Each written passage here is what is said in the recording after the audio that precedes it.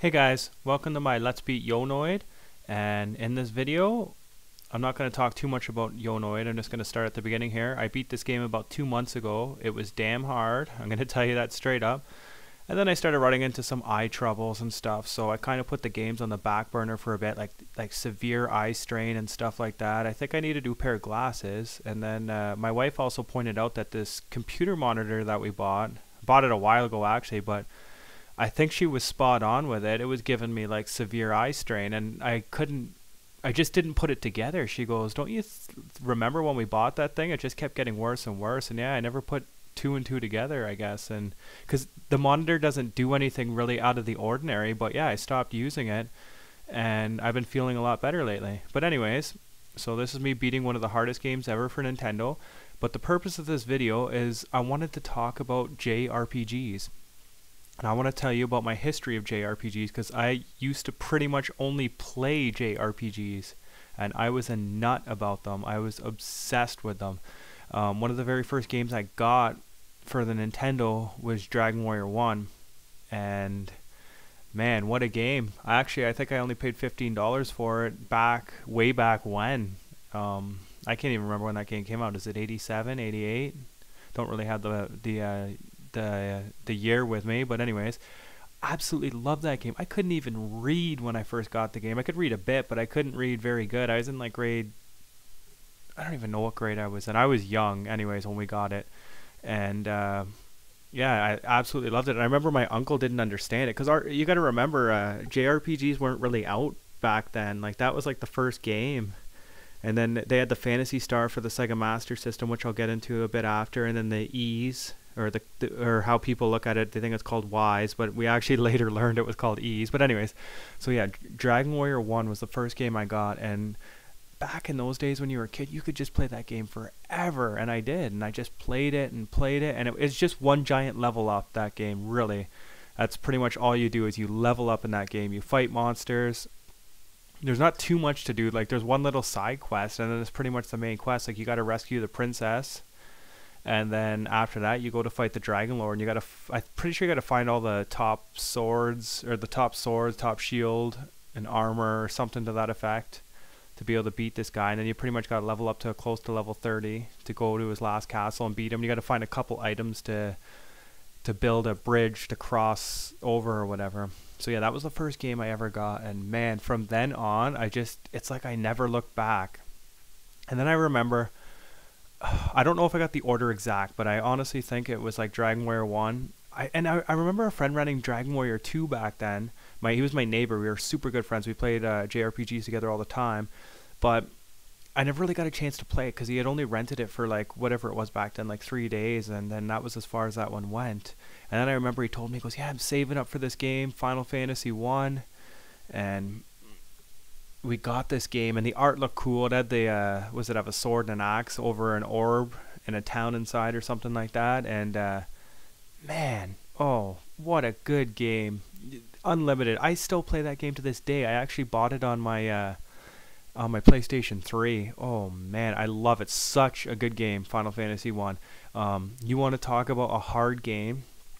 Unfair a lot of times. Yes, it was very unfair a lot of times. There was just some bad moments in it with cheese. Yeah, when you get to this one point when you're about to get the airship, you go through this ice cave, and there's these zombies that can what do? They paralyze you, and it's just ridiculous. You can't even get out of like, you could be on a high level and they could paralyze you all, like you could be way stronger than them and they could still paralyze you all, and you're just stuck and you just can't move, and then they kill you, but you're like way stronger than them. So yeah, sometimes that happened, and I hated that. But aside from some of the small glitches and way too many random encounters, like every 4 seconds or 5 seconds or something, which was the normal back then for JRPGs. But oh man, you could select your own team at the beginning of the game, and it made the playthroughs unlimited. And if you wanted to have the ultimate challenge, you could play it through with 4 white mages, which means like they can't use good weapons and all they can do is cure each other. Oh man, is it challenging, so hard. That game introduced like great music. Not that Dragon Warrior 1 didn't have it, but it just seemed Final Fantasy was a bit newer, right? So it was a step up from it, I guess. Didn't come out here till 1990 in North America. Yeah, what a great game. And then I remember getting, oh, what other games at the time? I don't know about too many NES RPGs. Like I remember Zelda 1, and people are going to say, oh, those aren't JRPGs. But yeah, back then, like we didn't have much selection. So yeah, I got, my buddy had Zelda, and I had to borrow it from him, and I couldn't beat it. I actually did not beat Zelda 1 till this year. I could not find the one castle, and I, as a kid, I had no idea about this Nintendo hotline. I didn't learn about that till like this year when I started using YouTube. I had no idea. That's pretty funny. But Zelda 2 I did beat back then, but I had help. Like I didn't have help beating it, but somebody showed me a bunch of parts that are just so random and ridiculous. And yeah, he came over one day and he beat the whole game from start to finish, which was pretty cool. But we'll get back to Nintendo. Let's jump over to the Sega Master System. Now, I had a Sega Master System before I had a Nintendo, but I didn't have any RPGs with it. And what had happened is I ended up getting a second Nintendo at some point for some weird reason. I think we got one for like super cheap back then, and my dad just bought it because it was like $5 or $10, and he didn't know at the time, but I actually traded some kid at school this extra Nintendo for a Sega Master System because we didn't have one anymore. And he didn't find out for a while, and I was like rocking these new Sega Master System games, and I was all excited, and I went out and I bought Ease, or the title's Y, is like the letter Y, but it's actually pronounced Ease, and oh man, what an incredible game. For the time, like the graphics were really good. The warrior you got though, like Adol, or I think that's how you say his name, like the main character, his sword did not move, like there was no attack button, so at first you're kind of like, what the heck, right? But after you get used to it, it actually becomes pretty fun. You got to hit the enemies on this weird side part of them, basically on the side of them, like by their arms or whatever, and that's how you deal damage to them. And oh, what an incredible game. I got it for a good deal too. I couldn't have paid more than $20 for it back then, and that might have been been about 91 maybe something like that. I might be wrong with the years. I could not beat it back then though. I did not beat that game until I did beat. So yeah, let's set the record straight here. I did beat Dragon Warrior 1. I actually beat it back then. It must have taken a year or something ridiculous, because there was a few parts where they didn't make sense, like searching in random spots and stuff like that. I did beat Final Fantasy 1 back then. And then this Ease game I could not beat, and I honestly can't remember where I got stuck, but it was somewhere near the end. I didn't get into the last tower, I don't think. And oh, it's a really neat idea. I like that idea of a game. In Ease, in the last tower, when you get to the last tower, it's like it's like a half of the game. Like it takes so long to get through this tower. It's so cool. I actually ended up beating this game for the DS. Because they re-released Ease 1 and 2, which Ease 2 had never been this way. Actually, that's not true. Ease 2 was this way on the Turbo CD.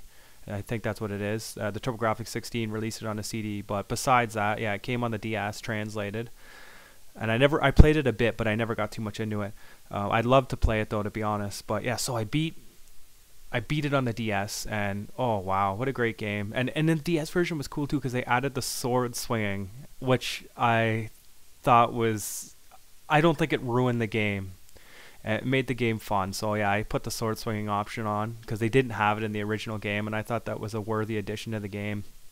I wouldn't mind picking up a DS XL to play some of these old games. I just got to get this eye issue fixed with myself, man, because yeah, these portable systems are just a little too much right now with this eye issue. But I honestly think it was this monitor, this cheap monitor. Hey, do not buy this monitor, guys. I bought this Gateway monitor, and I think they only sell them at Walmart.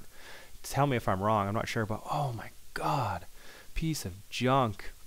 Alright, let's keep going. So after the Ease game, I actually don't think I had a cartridge of Phantasy Star. I do not believe I had a cartridge of Phantasy Star 1. I actually think I played it on emulator in the I don't want to say late 90s, but like when emulation first was created. I was pretty on it back then with my computer and stuff like that. I think that was the first chance I got to try it, and I never got very far. And I had talked to a couple friends, and they're like, man, this game is incredible. And looking back on it, it's probably the most advanced of the 3 games, like of those old games. Like, it's damn old. It's 80 something. I don't know. guys, I don't have like the sheets with me of what years each game came out, but it was around the same time as all those games. Final Fantasy 1, I believe, was the latest of the bunch because it came out in 1990 in North America, where the other ones were like 88, 89 or something like that. 87, stuff like that. But yeah, it was so ahead of its time. The main character was a girl, which is pretty cool. And you got like 4 characters with you. It was crazy. And there was lots. I don't know if they travel planets in that one, but there was the dungeon crawling, and I only played it a bit at the beginning, but the difficulty level in that game is just through the roof. It is so hard. So yeah, I never got very far in that game. I would love to play through and beat it again. What was I playing it on? I had it up a little while ago. I was just looking at it. Oh yeah, I was gonna do a little video about it. That's what was going on. So yeah, I just took a little look at the game again. All right, let's keep going with the Nintendo. Oh, sorry. You know what? There was one role-playing game that I completely missed. I'm doing this from memory, guys, for the Sega Master System. It was called Lord of the Sword. That is the very first game I think I ever played. And it's not really a role-playing game, but back then it was the closest thing you could get to a role-playing game. And it was for the Sega Master System. And you had to go find these... Oh, I don't even remember. I think you had to find these books or something like that. It's almost like a Lord of the Rings plot or something like that. I think you had to throw it into a volcano, or I honestly can't remember. But I do remember getting to like the last place in the game, and it was this weird little trick. Like you couldn't figure out where the last place is, but the trick was you had to walk the wrong way or something like that, or walk reverse on the map somewhere to get into this town. And if you came in from the wrong direction once you had all the items, then you would get into the last dungeon. And I couldn't beat it though. And it's funny because I booted that game up pretty recent just to see, and the controls are so bad on it, and it looks good though. For a Sega Master System game, it looked good. The Sega Master System was a great system. It had really good graphics. It was better graphics than the regular Nintendo. I'll stand by that. Like, it was a powerful little system. Lord of the Sword though, it was a great game back then. I gotta give it that. But playing it now, the controls were kind of bad, and it was damn hard. I could not get very far in it at all now. I was like, wow, how did I get to the end of this game? But when you were a kid, you could spend all this time playing these games, like just ridiculous amounts of time. Like, you'd play a game for a year because you didn't get anything else. If your parents bought you a game, then that's what you got. I actually had a paper route, and that's how I bought some of those other games actually that I was telling you about. But yeah, let's keep going. There's a couple more games on the NES. There was Swords and Serpents. I don't know if anybody remembers that. It was kind of a dungeon crawler, but oh man, it had this ridiculous password system. So yeah, it was like first person view, not very good graphics, but it was kind of fun. You got to create your characters at the beginning of the game, and I guess this one wasn't really a JRPG. I think it was a little more D&D-ish, but it just, I don't know, I guess there's not too much to talk about, but this password system, it gave you like this 20 letter/number password system for each character, and then there was a game password, because back then the cartridges didn't have the battery backups in them. A lot of them didn't, I guess, so they could sell the games at an affordable cost, or well, who knows, whatever, right? But oh my goodness, not that good of a game, but I had fun with it back then. Alright guys, now this game, that next one I'm going to talk about, is one of my favorite games of all time. It'd be in my top 5/10, probably closer to top 5. I don't know, I haven't thought about this in a while, my top 5 lists, and they kind of change a lot, so they're not really set in stone. But we're going into Dragon Warrior 3 here, and wow, what a game. You get to create your characters in this one. You get the main character, of course, and if you get the DS versus DS, is it the DS? No, it's the Game Boy Color version. They slightly changed the character creation of the main character, and I think it's slightly better, but I think they made the game a little bit easier, but it is still damn hard. It doesn't matter. The Game Boy Color version to me is like the definitive version of this game, and it's just fantastic. And you have to make some choices at the beginning with your main character, and this affects your character's stats.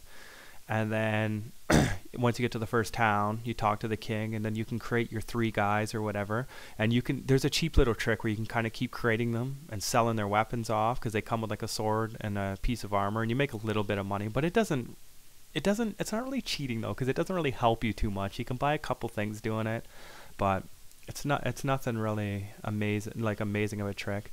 But yeah, you can create like a warrior, a wizard. You can create weird characters like jesters and stuff like that, and I think you get like what 6 or 7 classes you can choose from, and there's reasons for kind of choosing them all, but when you get to a certain point in the game, and you can change their class, right? So you can create and this is like 1991, I believe this game came out. Oh man, so ahead of its time. And you can change it, so you could have a fighter, and then halfway through the game you can change him into a wizard. The better way to go, I think, is actually to create a wizard, level him up to like level 40, like past, because level 20 is a level that you can change their stats or their class, but level him up super high so he gets all the spells, and switch him to a warrior.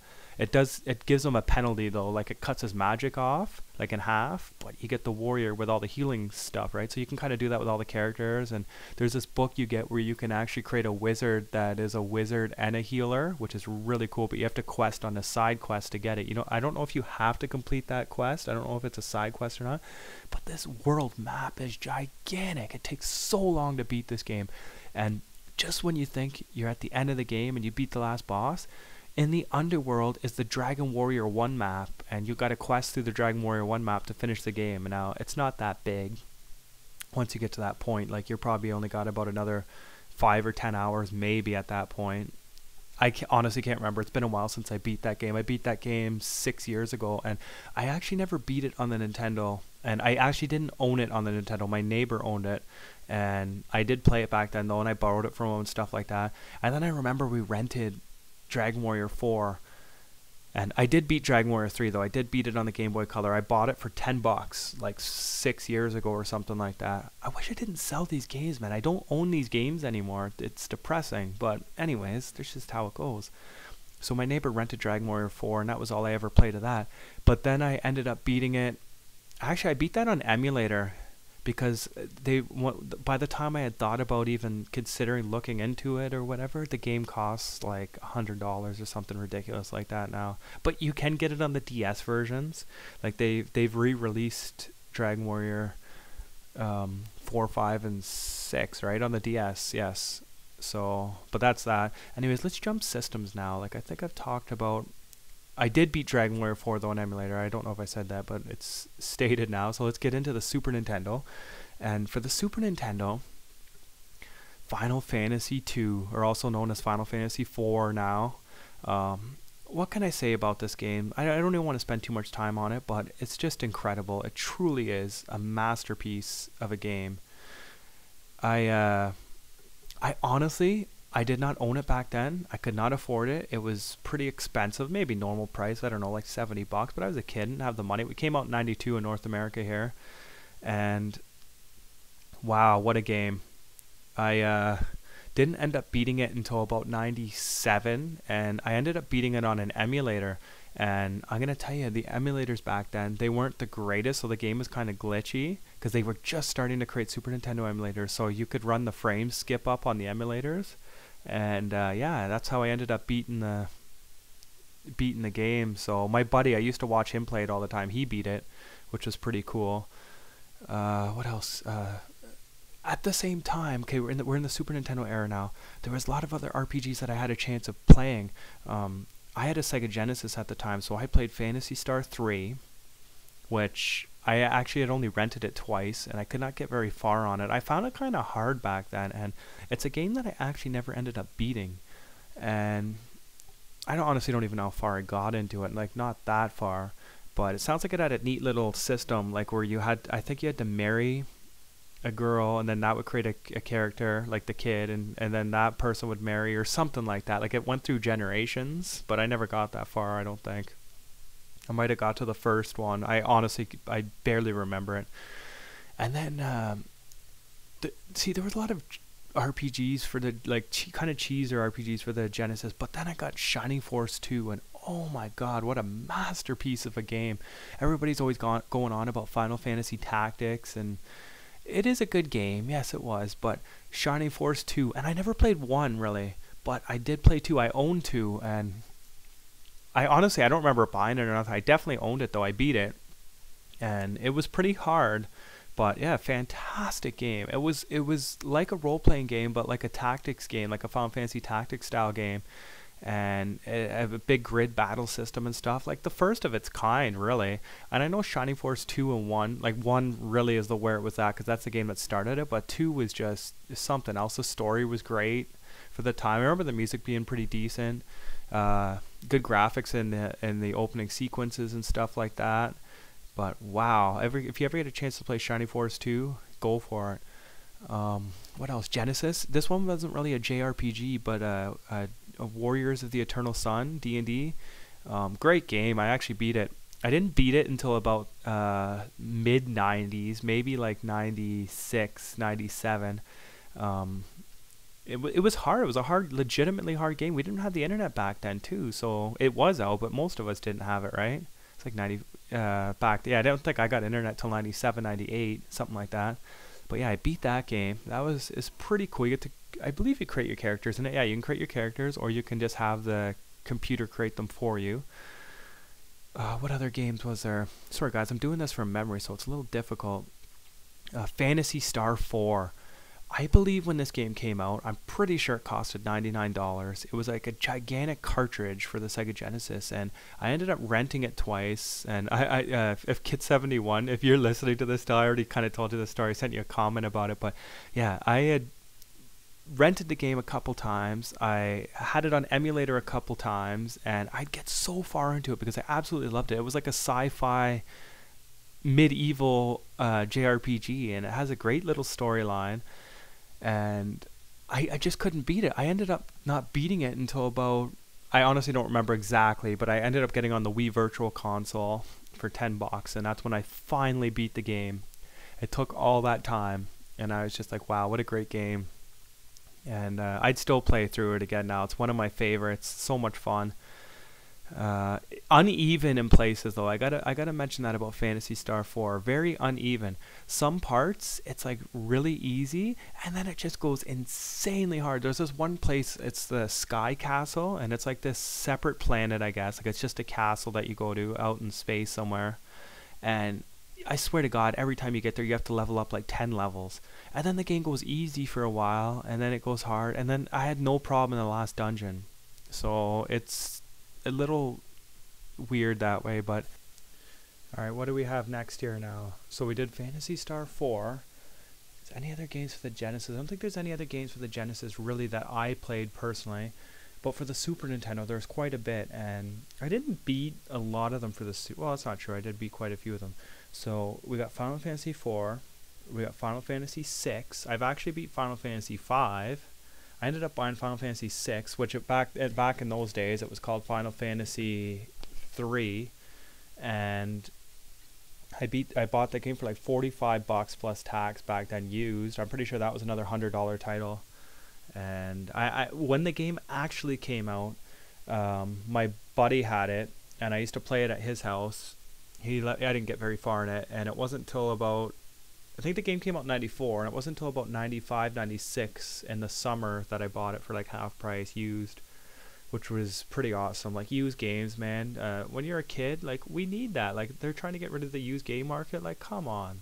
As a kid, like how do they, that generates all the money generates a lot of money, but as a kid, yeah, I couldn't afford to pay $100 for Final Fantasy. But yeah, great game. Some people consider it one of the best JRPGs of all time, and I'm one of them.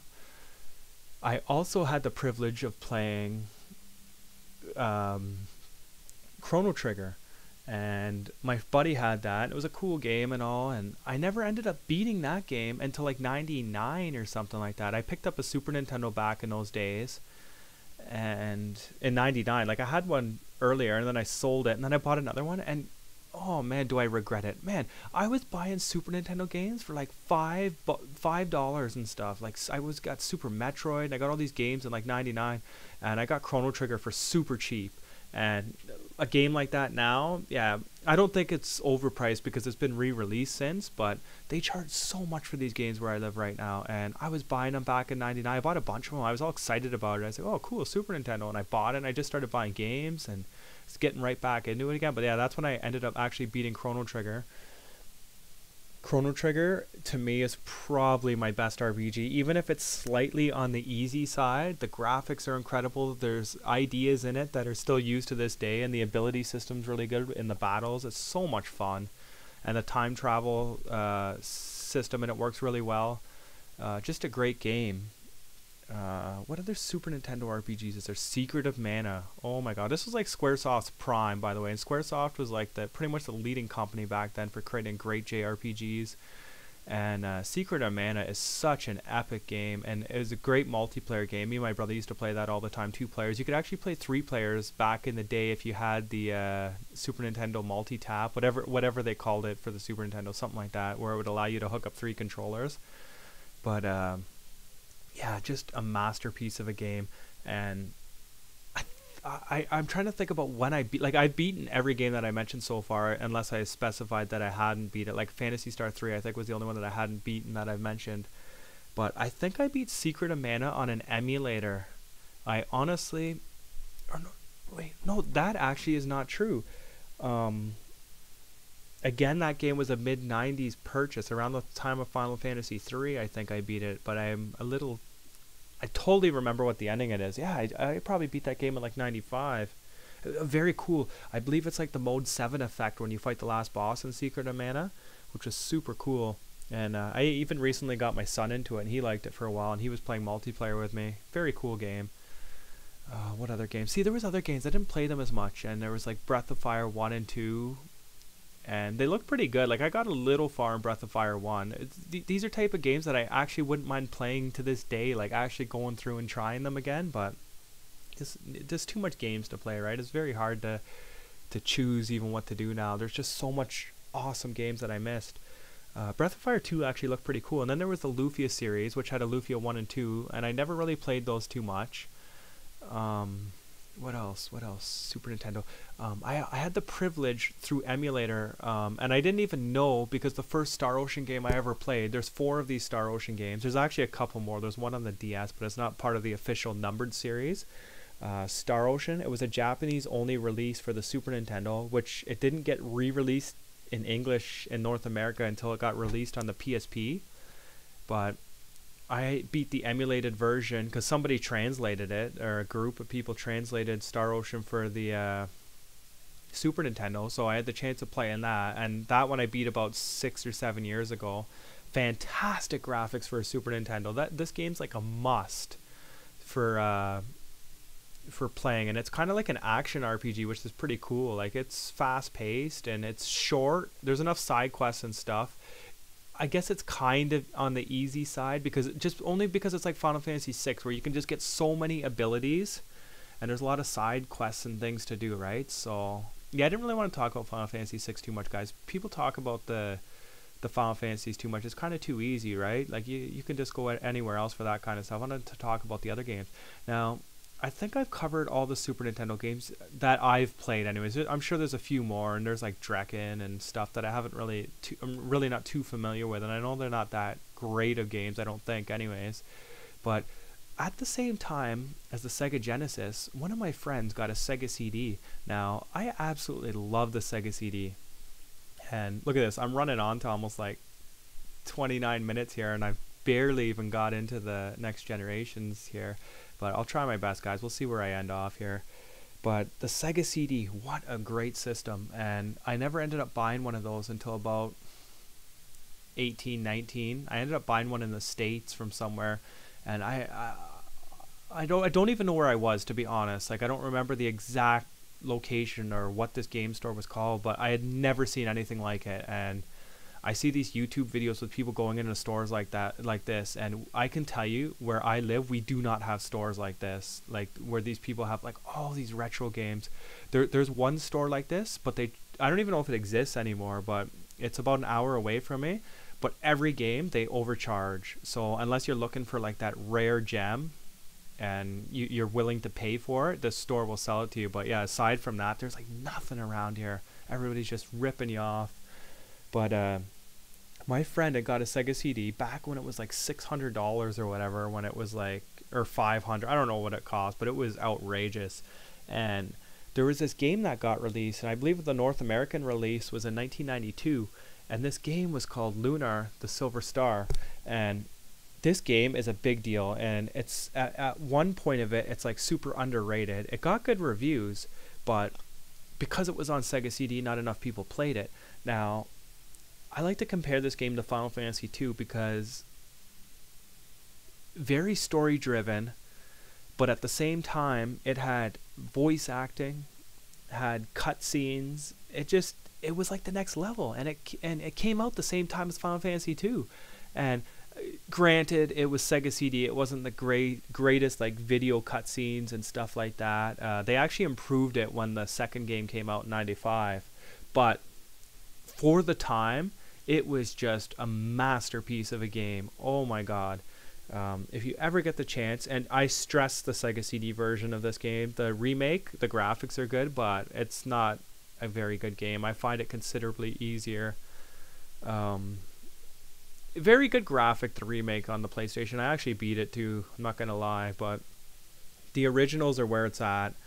And the Sega CD also had this other game, Vi, like it's spelled V-A-Y. I'm pretty sure that's how you pronounce it. And it had cutscenes, and this game was not even nowhere near as good as Lunar. It's pretty much just a giant level up of a game. Very simple, and but it was, for the time, it was pretty good because there wasn't that many RPGs. Looking back on it, though, I wouldn't recommend it too much. I actually beat it. Funny story, I think I ended up beating Lunar 1 and Vi, even though I owned the original CDs at one point on emulator in about 2005. I was on this quest to beat a couple Sega CD games that I had missed. But Lunar 2, I had owned the original one of that too, and I beat that game. I beat it like 3 or 4 times now. It came out in 1995 for the Sega CD. Just a fantastic masterpiece of a game. Way more cutscenes than the original. Better job with the cutscenes. Super good graphics for the Sega CD. Reminiscent of almost Super Nintendo because it's very colorful. These games are pretty linear though, but we're talking old games, right? So they're going to be straightforward. There's going to be too many random battles. Yes, I'm aware of like the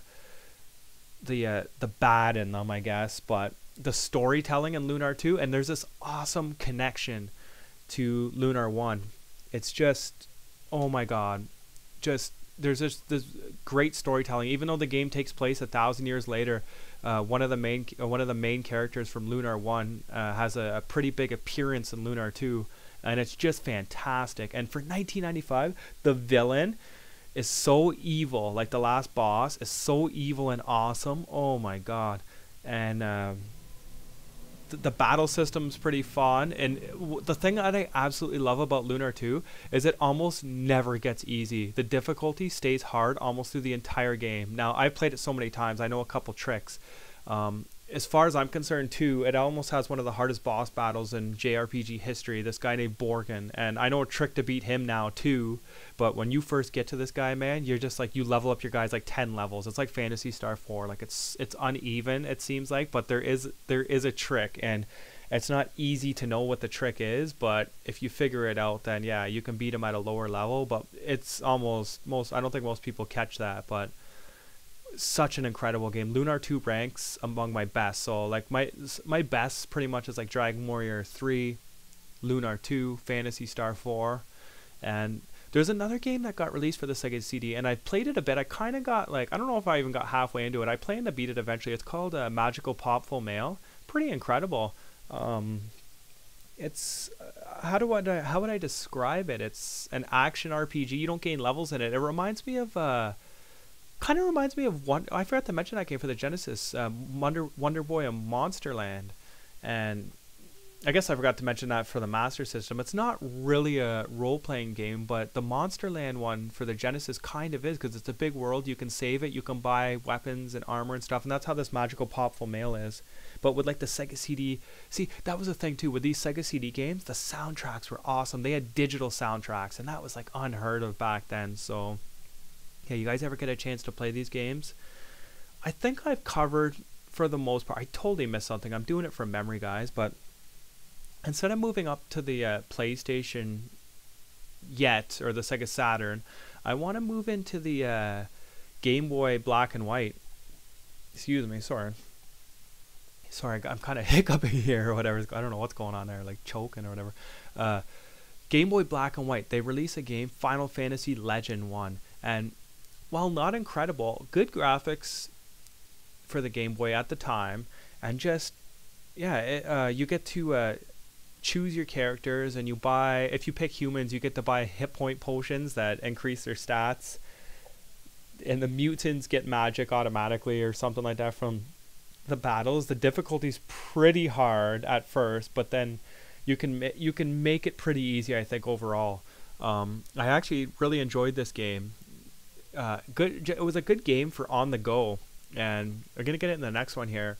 Final Fantasy Legend 2. You can hear my cat meowing in the background there. He wants me to pet his fur. But Final Fantasy Legend 2, it's funny because I actually bought this game $5-10. I seen it, I don't know where I seen it, but I used to have a Game Boy Color, and unfortunately I sold that. I wish I didn't sell it, but I still have not beat this game to this day, Final Fantasy Legend 2, and I got stuck again. And I even remember going on the internet at this point and looking up how to beat this game. And basically, sorry, I'm stuttering so much here. What I found is that I couldn't find what to do. Like the description of what to do wasn't very good or whatever. But anyways, I got stuck. And there's also another game, Final Fantasy Legend 3. There wasn't a lot of RPGs for the Game Boy Black and White, really, I guess. I guess Pokemon in the later years, but Final Fantasy Legend 3, they actually gave it really good reviews. And the Legend 1 and 2 series were different RPGs because you had to buy the potions or whatever. And like to level up, you had to buy your upgrades basically. But in Legend 3, you actually leveled up, if I can remember correctly. And it had a time travel plot, and it looked pretty cool. And my buddy owned it, and I played it for a bit, but I never really got into it too much. It's something that I'd love to go back and beat, of course.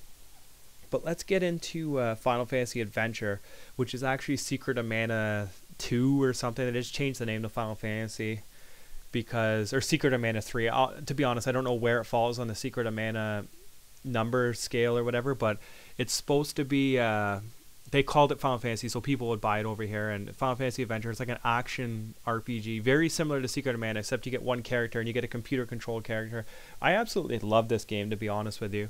And it did get a re-release on the DS, if I'm not mistaken. It could have been the Game Boy Color, I don't know.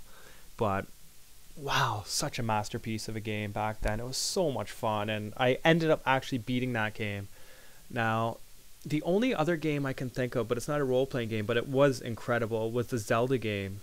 And what is it called, guys? Link's Awakening? If you're even still listening at this point, this is quite the discussion here. 37 minutes or 43 minutes of nerdage here. Well, I beat this YO NOID game. This black and white Zelda was just fantastic. I forgot to mention too, I know they're not JRPGs, but I have to get it in there. The Super Nintendo Zelda. I actually beat that game in, I'm gonna take a guess here, guys, 2007. That's when I finally beat that game. I ended up buying it. What system was it on? It was a re-release for the Game Boy Color, I think. I'm pretty sure it was a re-release for the Game Boy Color, but yeah, I ended up beating that game, and wow, fantastic game. So I've covered the Game Boy Black and White. The color, it's the same, right? It just played the black and white games. I told you that I had Dragon Warrior 3 for the Game Boy Color. They had released Zelda games for those Game Boy Colors, which I've never had the privilege of playing, really. They're the Oracle of Ages and Seasons. But let's jump further now. Let's jump up to the, I guess I could cover the Saturn fast because I never really played too much. Okay, apparently it has one of the greatest RPGs ever for, and the game sells for like $400 now or something crazy. Panzer Dragoon Saga. I've never had the privilege of playing it. It looks pretty good, I guess. And I had for the Sega Saturn, there wasn't a lot of JRPGs, but there was a couple. There was this one, I actually owned one back in the day. I didn't buy it till later on though. Like I had a PlayStation, and I decided to buy a Saturn because they were selling them for like $50 or something. I picked it up for a cheap price. I honestly don't remember. And there's this game, Albert Odyssey, I picked up. I might have bought it new, and it probably cost me like $70. And wow, what a game! I didn't beat it back then. I'm gonna tell you that I got all the way to the last place and I saved it and I never played it again, and I regretted it for so long. And it wasn't until this year that I booted it up on an emulator and I played through the entire game, and it's actually not that long, and it's actually pretty easy, and I wouldn't recommend it too much, but the soundtrack is incredible. And it's very uneven, this game. Like the boss battles, they're easy, but they have too much hit points. So you'll sit there and you'll fight a boss for 15 minutes and you're just like, oh my god. Like, you know what I mean? They're just too much hit points. They're not even damaging you that much, but there's just they have so much energy. Great soundtrack though. Oh my god. So I gotta mention Kid again, because we did this rare soundtrack. We did this video, collab video together, and one of the songs I picked was from this Albert Odyssey game. The music is just incredible. I love it. It's the world map music. Now, the Sega Saturn, I bought it more for, I was starting to get out of JRPGs a bit. I bought it more for action games, I guess. Like, I think I had the Daytona game, and I don't remember what else, to be honest. I didn't have too much for it. What other game? There was this game that I wanted to buy for it, Shining Force 3, and I'll tell you, I always used to say to myself, I regret not buying that game. They had one copy in the video game store, and it was very limited release in North America, and I never bought it, and I regretted it for so long until this year when I booted it up on an emulator, and I didn't like it. It just, I don't know. I'm glad I didn't pay. It was like $80 too, and I always used to say, I regret buying this game, and da-da-da-da-da, but you know what? It's not very good. It got good reviews, I think, but it's bad 3D, and I don't like bad 3D. I always think we weren't ready for 3D a lot of times when the Sega Saturn and the PlayStation 1 came out. Some guys did it good, and in the later life of the PlayStation 1, the 3D actually started becoming good, but I just feel like we could have extended the 2D further. And that was it for my Sega Saturn RPGs, guys. Like, I beat the Albert Odyssey. I never really cared for the Shining Force game, and I never played Panzer Dragoon. So I would like to play Panzer Dragoon. Here, I'm on the last boss of YO NOID right now. Anyways, it's almost the end of it, guys. I'm going to have to wrap it up. I didn't even get close to where I wanted to get. I haven't even jumped to the PlayStation 1 yet. Since this is about 10, let's finish it off with Castlevania, I guess. Now, this is a prime example of why we needed to continue with 2D graphics. It was just fantastic. The music was incredible. The graphics were just unreal. The game was so much fun. It played like Super Metroid, but like a role-playing game. This Castlevania Symphony of the Night for the PlayStation was just incredible. Oh my goodness. I beat it a couple times, and I remember a buddy of mine playing it, and you have to get 200.6% to beat the game. I think he was at like 200.4 or 0.3. He couldn't find one room or something like that, and he had the guidebook and everything, and he just couldn't figure it out, because I guess you get the best ending if you get that, I'm pretty sure, and he just couldn't figure it out. There's the end of the game, guys, so I guess we need to wrap this up. But I ended up beating Castlevania like a ton of times. Fantastic game. That's somewhat of my history of JRPGs. I'd like to continue into the PlayStation. Hope you guys enjoyed the video of me beating YO NOID, the hardest game. Feel free to leave comments. Anyways, guys, later.